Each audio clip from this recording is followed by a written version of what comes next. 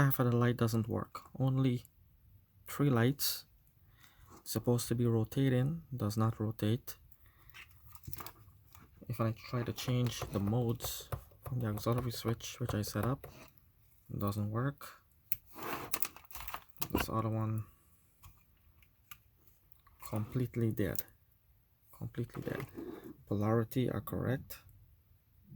Futaba correct.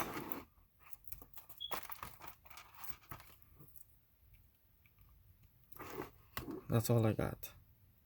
Half of the lights is no good. Only that works. This is the polarity.